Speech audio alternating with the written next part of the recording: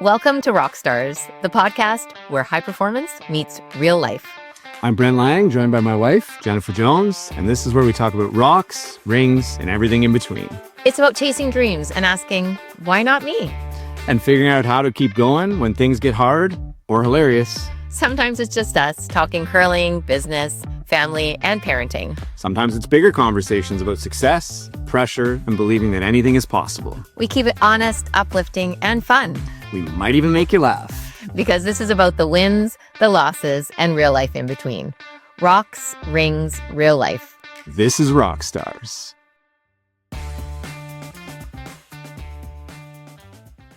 Welcome back to Rockstars, Rocks, Rings, and Real Life, the podcast where a couple of dream chasers open up about chasing big goals, living in the moment, navigating life's highs and lows, and figuring out what comes next on and off the ice.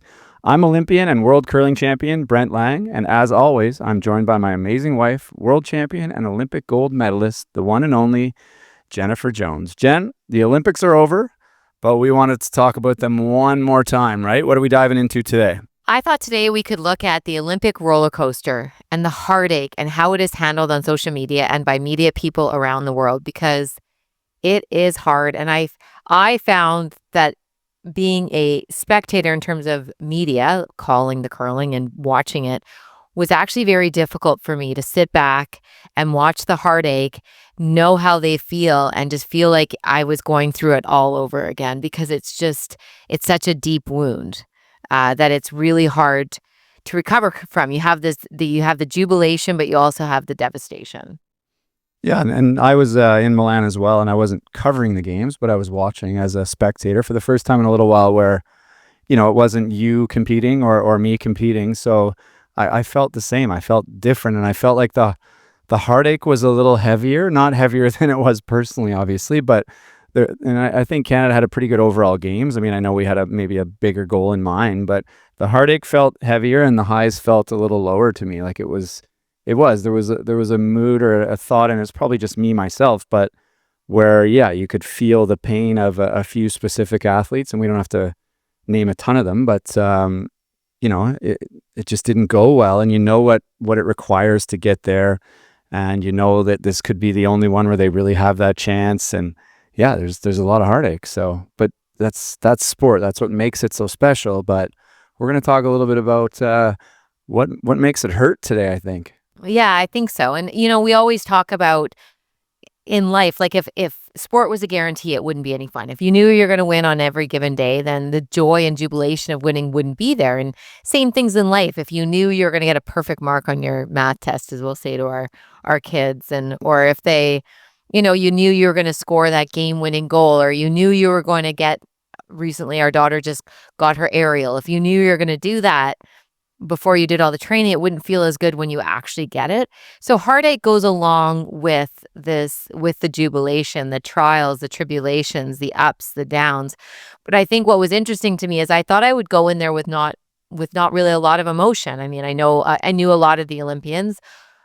I've met them in passing. I know them. The curlers, obviously, we know quite well. But Brent wasn't competing. I wasn't competing. So you thought you'd be a little bit more distant, I guess, from it. Just able to sit back and enjoy it.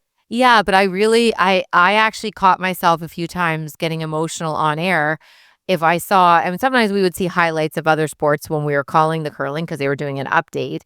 And if I saw heartache, I could feel it. And it just reminded me our heartache from Beijing and not playing as well as we would like, or not having that chance and opportunity to win a medal, is something that will sit with me forever, and it will sit in there and cause pain forever. And when I think about it, I can still feel how sad it makes me. And so and then you go and you look at the social media and everybody critiquing and providing tips and advice, or providing disappointment, and how much that just weighs on you as an athlete. You've already let yourself down. You feel like you've let yourself down. You feel like you've let your team down. If you're in a team sport, your family, your friends, you feel like you've let Canadians down. And then when they let you know that you're actually right, it's really, really hard to kind of get past that. Yeah, social media sucks for a lot of reasons, but one of the things for me that's hard to take is if I was to go online and I was going to critique the hockey game, I've watched hockey my whole life. I played a little bit, but I can't tell you what it feels like to play an Olympic gold medal hockey game. I can't tell you what Connor McDavid was thinking or Cale Makar any more than probably Jennifer can. But that doesn't stop a lot of people from commenting on it, and even the press who cover it all the time. And maybe they have a little bit better idea, but I don't know how you feel about this, Jen, but for me, I feel pretty strongly that unless you've been out there and gone through what it takes to get there, it's almost sometimes it bothers me, and I feel like you don't really have necessarily the right to almost judge. But I know that's their job. Well, it's their job if they're writing. And I'm not talking about the media necessarily specifically, but even some of the media making comments about what they must be thinking or feeling or what they've gone through without knowing. And I guess storytelling is part of it too. But yeah, sometimes pisses me off. Yeah, it is their job, but it's unless you've actually been in that situation. When somebody will say to you, I know how you feel. Well, you don't really know how I feel because you haven't really been in my situation for the most part. And so there was a lot of that and being being an observer and reading certain things and trying to be up to date on everything that was going on in the Olympics as I was working for the media. It was interesting to me, the different perspectives. And sometimes I'd read about something that was written about curling. Oh, they must be feeling this. No, actually, no, I don't think they are. And I struggled with that a little bit because we've been in that situation and we can feel it. And then when you're writing these articles and trying to put all this speculation and it's coming from a place where you really don't know. I agree with you. It's hard to read those comments because it creates a narrative that I don't necessarily feel is accurate, and that's a challenge. Yeah, I don't know. Maybe it's part of the entertainment, but it's hard. It's hard to take. Do you think? And we're going to do a little bit of just back and forth here questions. We'll probably do some rapid fire as well, but I'm going to steal some of the rapid fire questions a little bit out of order today because I think this is a good time to ask the one about. Do you think it's fair to hold our Olympic athletes, who are, for the most part, NHL guys are a little bit different, but to hold our Olympic athletes to the same standard that we would hold our professional athletes, like an NHLer? When the Maple Leafs get an interview and they get they get treated the worst of probably anybody in sport, maybe. But is it fair to hold our Olympic athletes to the same standard? No, I don't think that's necessarily fair. They're amateur athletes. Most of them are struggling to pay rent and eat food, and it's not. They are strictly doing what they're doing because they love sport, because they're chasing a dream, and they're not trained in media or they don't. They're doing their very best, and I think sometimes we have to give them a little bit of grace, these Olympians that are out there. And that's not true for every Olympic athlete, but that's true for the majority of them. And I think sometimes we do have to give them a little bit more grace and support and uplift. And that's what I really believe, and I think that's where I struggle with the most is I always, as a little kid, would look at the Olympics and think it was all about dream making and dream chasing, and all these people were chasing their dreams and trying to realize them, and it was about uplifting the country, about coming together, about a sense of community. It felt like when the Olympics were on, we'd all get our Team Canada stuff on, we'd go to somebody's house and we'd watch it together, we'd cheer, we'd set up, they would be in the schools and everybody would come together and really kind of unite. And that's what I think the Olympics is about. So then I struggle when I read certain things online about how our athletes are letting us down, how they're not very good at what they do, or how they're choking under pressure, how they should be doing this and they aren't. And it's just such a standard that's impossible to live up to. And I think it's kind of the opposite of what the Olympics is supposed to be about. The Olympics to me is about coming together, uniting, pushing forward together with this amazing goal where you have the strength of an entire country behind you. What do you think? Yeah, no, I think that's fair. And if you're talking about NHL players, it's like, well, we pay for the tickets, so maybe we, in some roundabout way, we can hold them to a standard because we paid for it. But then we do pay our athletes, as I think some of the tax dollars, some private money goes towards them. But a big thing coming out of the games in Canada, again, and going into and coming out of, especially when we didn't quite get as many medals as maybe we want. I'm not just talking about this year. In any year, it's we don't fund our athletes well enough. We don't have the right facilities. And maybe if, you pick on Austin Matthews again in the Maple Leafs, and I don't know, he makes $1 million a month, I think. Does he really? Pretty close. I think he's probably a $10 million a year guy. I mean, he pays tax, obviously, but that's US dollars too, in case you're wondering. But then, you talk about our Olympic athletes, and like you said, you're reading some of these things, and you and I know, and we don't know their sponsorship dollars. I have no idea how not no idea, I have very little idea how some of the other sport organizations work in Canada, but I do know that if you're funded in Canada, you're getting about $2,000 a month. Now, it's not taxed, but I'll take the $1 million a month taxed instead of the $2,000 a month. And so when you want somebody to be world class and beat somebody who we know trains every single day in a sport, like the ones that really amaze me, and I have a quick story that maybe not quick, about the 50-kilometer like cross country ski race, like the so hard, the training it takes. And I remember being at a La Relève thing, or no, it wasn't La Relève because that's just curling, but it was like heading somewhere towards 2010 or 2014. They had a camp. And they invited some curlers, and I was there. And in my group was Devin Kershaw. Do you remember Devin, the cross-country skier? And he, first of all, we were at a 2.5-day thing in Whistler, and he was telling me how I didn't want to come. And I'm like, what do you mean you didn't want to come? This is awesome, like meeting other athletes. He's like, no, I love that part. He says, but I know the Norwegian guys aren't taking 2.5 days off, so I can't take time off. I want to be at all these events over the next 2 days.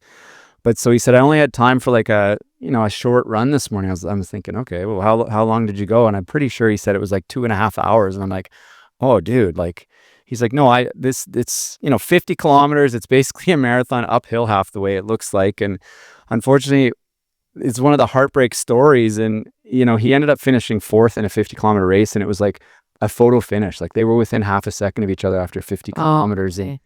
But here's what I know, and he was a super interesting guy, super intelligent, and I don't know this for sure. This is me doing exactly what we said we don't love people doing, but having talked to him and listened to him, I have a feeling that he walked out of those games thinking, number one, as a cross-country skier, to get fourth in the Olympics in a 50K race is incredible. I mean, that's not normal. But number two, you got to think that he's probably done everything if that's his mindset and that's his attitude.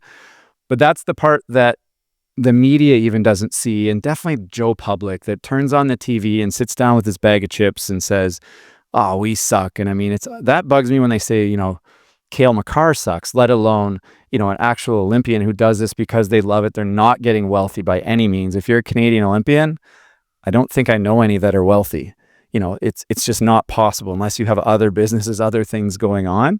So that's where, to me, it becomes hard to hold them or us to that same standard, regardless of how much. And I think it comes from a good place for most people. Some people are just assholes and they like to see people fail and then throw rocks at them.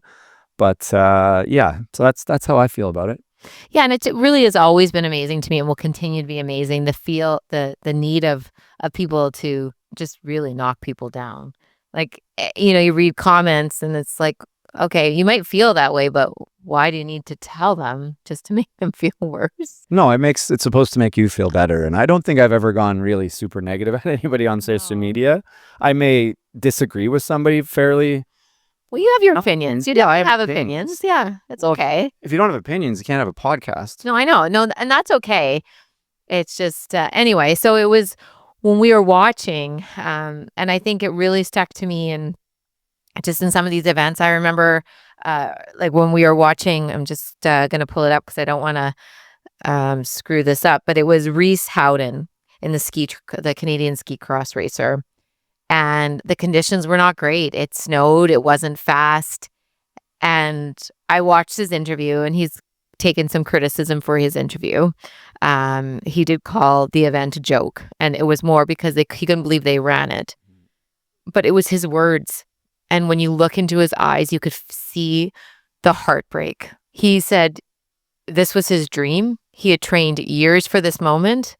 And then he went and raced when the conditions weren't acceptable. They couldn't race really properly. It was too slow. They could barely clear their jumps, he said. What do you know about the conditions? That's like those curlers that on TV that complain about the ice. Those crybabies, right? Like, give me a break. So my heart broke for him because he had a dream. And his dream, it wasn't the fact that he wasn't on the podium. It was that the experience of the dream let him down. It just didn't get to the point where it needed to get to. And they ran the race because they had to run the race because the Olympics is going to be over. But this is a once in a lifetime moment most of the time. Sometimes athletes get to go back. For athletes who have devoted pretty much their entire life to this moment, and then it didn't go the way it wanted to, and in his opinion, it was a joke because how he couldn't believe that they would ruin his dream and run this race in the conditions the way they were. And it wasn't, again, I don't believe it was about podium or not podium. It was about the fact that he didn't get, in his opinion, a fair playing field in order to compete in his sport. And that made me very sad for him because you can't get that moment back. And it was similar to Beijing for me, going in during COVID. You couldn't have any friends, family, fans. You couldn't go see the Olympic flame. We could barely train properly on the way there. We didn't play a game. That wasn't true for all countries because all countries had different rules. And it was just kind of, you go there and it's like, what are we doing? Like, this is not really what the Olympics, in my opinion, is all about. Or you watch for us, it was the gold medal curling game. And you see a team like Great Britain, who world number one, they fought to get in the playoffs, and you can talk about the playoff structure all you want. They had 4 losses, yes, but they have control of this game. Eighth end, they're one up. They'll win that game 70% of the time. And they had a ninth end that I have never seen them have ever, and they gave up 3, and they lost the game. And their faces and their emotion, even though they won a silver medal, it was devastating to me to watch because you could feel how that they're not going to recover from this in a day. In a day, no, Yeah. this stuff doesn't go away. I mean, people ask us that, and I think that's another question we had is, how do you recover from a big loss at the Olympics? And just one comment on what you're saying there. All we want as athletes is to be able to compete, in the conditions, not necessarily perfect. I mean, outdoor sports, it's a completely different ball game. But, we've competed at places where the ice isn't up to snuff, and because of outdoor conditions, like, whatever it is, you're on the East Coast and there's a ton of frost. You're in Scotland in 2005 and there's a swimming pool in the venue. And so all we want is to be able to fairly compete. And, I think that was his complaint was it wasn't, I know it's the same for everybody. That's my least favorite thing that you ever hear. Well, if the ice is bad, if the track's slow, it's the same for everybody. It's like, yeah, but I have an advantage because I did X, Y, and Z better. And when the course isn't up to par or the ice isn't up to par, it levels everybody. It makes it a more level playing field, regardless of how hard you've worked or how much experience you have or how good you are. And that's all you want as an athlete is just a fair and level playing field in good conditions. And yes, we're going to have to deal with adversity. That's part of sport, and that's part of what makes sport great. But yeah, some of those events that ran, some of the weather up there was, I didn't get up to the mountains, but it looked terrible. Like just heavy snow. It's like, that's fun on a powder day, but we had to go on some black diamonds, if you listen to the earlier one, on a powder day in Banff. So, because the things are too slow. I feel, Let's not relive it. I actually wanted it to be slower, for my own liking, but I think for an Olympian, they don't. And No. And you look at even some of the backlash that a Lindsey Vonn is taking for competing, and they're all human beings. They're making the decision what's best for them, and people are going to critique that. I understand that.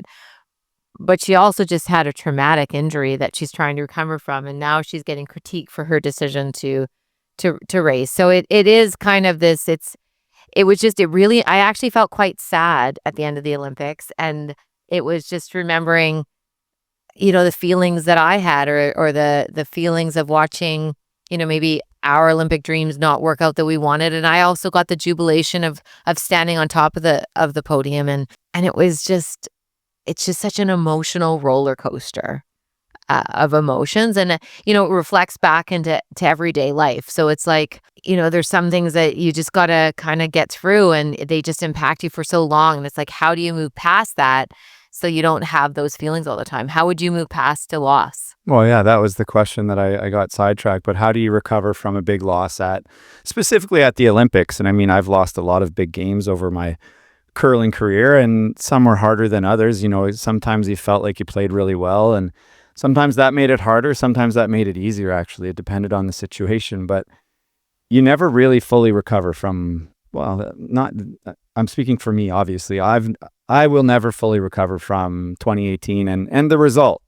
And, every time you look at the Olympics or you see somebody step on the podium or, it's a reminder. And hey, don't have a pity party for me. I've experienced some amazing things. Curling's been fantastic to me, but that will always be something that's missing from my experience at the Olympics. The part of my dream that got so close, but we never really got there.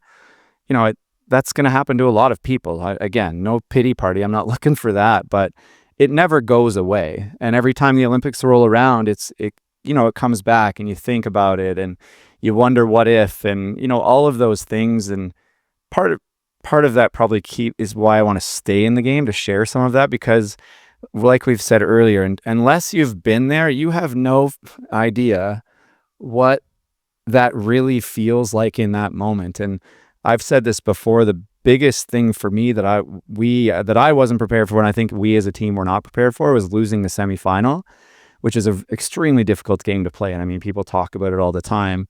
And if you talk to somebody who's been there, they're going to tell you, yeah, it's probably the hardest game you're ever going to play. But if they won the game, they're not going to be able to tell you what I can tell you. I don't know what it feels like to play in a gold medal game, so I'm not going to tell you. It looks like fun. I wish I got to. I can tell you what it feels like to lose a semifinal. It's awful.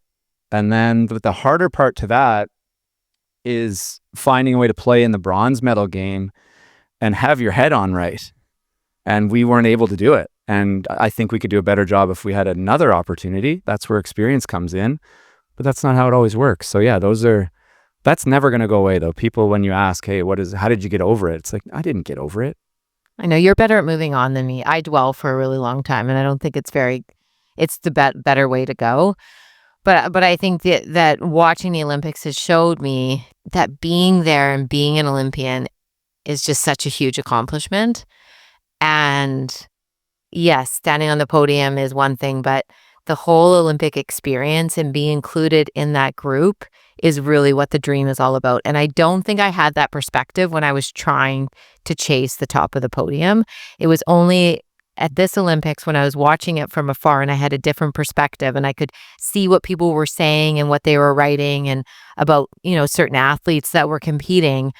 And I wanted to stand on top of my chair and say, but they're Olympians and they've made it, and they've won the silver, they've won the bronze, they've won fourth place. Like, these are things that are very hard to do, and they did it, and they should be proud, and we should celebrate them. We should celebrate every single one of our Olympians who have sacrificed. I don't think it's a sacrifice, who have trained so hard to be where they are, and they realize their dream. And it might not go perfect, but you're an Olympian for life, and nobody can ever take that away from you. And I think that we have to do a better job of celebrating that. You're just saying that because I'm sitting here and I appreciate it. But in our sport, in curling, and we can't really comment on this, but what do you think? I heard the Great Britain guys, and obviously super happy for Canada. Yeah, Don't get me wrong. 1000%. Yeah. Yeah, do you think, you kind of lose the gold and end up with the silver? And I heard Hammy McMillan say, when you win the semifinal, you've got the silver medal in your back pocket, and then you're going to the gold medal game and you want to win the gold. So your last experience at the Olympics is that you've lost the gold medal.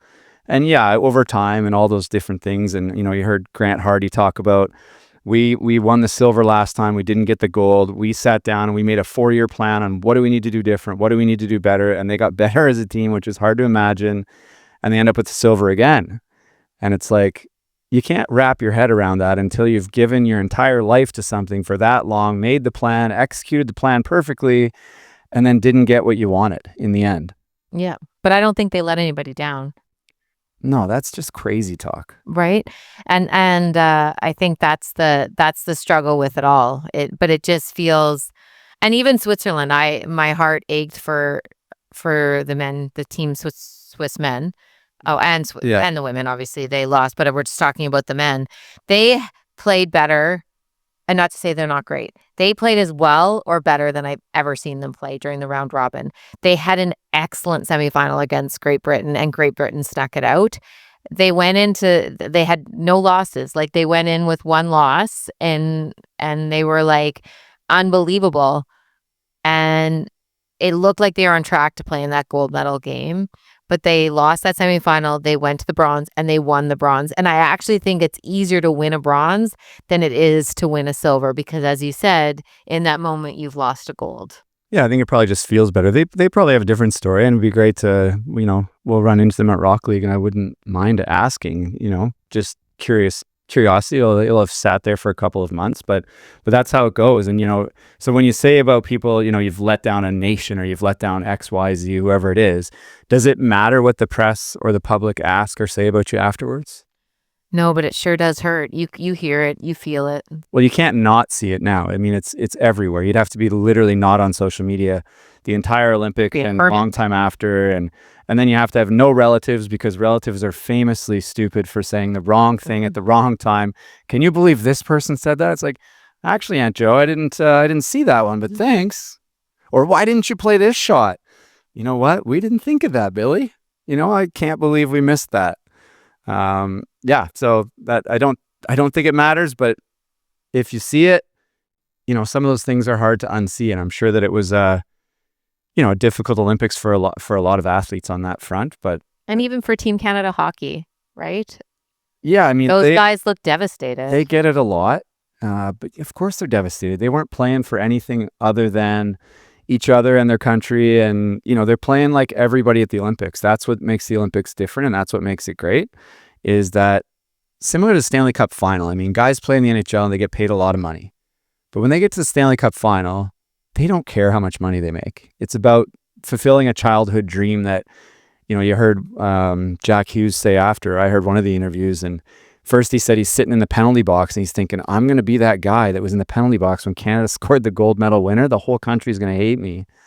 And then he talks about what he thought about the night before. And he said, I thought about what I've been thinking about my whole life, how I was going to score the overtime winner to get the gold medal.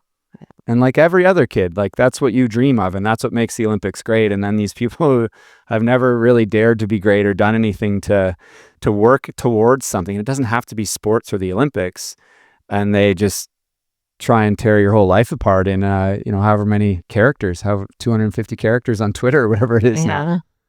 But did you have a game-winning shot that you dreamt of? Yeah, same as the Hughes kids. I wanted to score the gold medal in hockey goal. But you didn't skip. No, I'm talking about hockey. Oh, okay. Curling, I mean. Oh, your dream was hockey. Well, yeah, I was Canadian. Okay. I was born in Canada. I know, curling's big in Canada. Played hockey first, Okay. But you didn't have a curling goal or curling shot dream? Well, yeah, you dream of maybe sweeping. Well, like for me, depending what position you played. As a kid, I played third. I was never a skip. And then switched to lead and played second. So no, I didn't have... You dream of probably sweeping the shot to the button, or you dream of the open hit. Let's be real. I didn't want the pressure of sweeping Kevin Cooey's draw to the button to win the trials in 2017. That wasn't what I was like.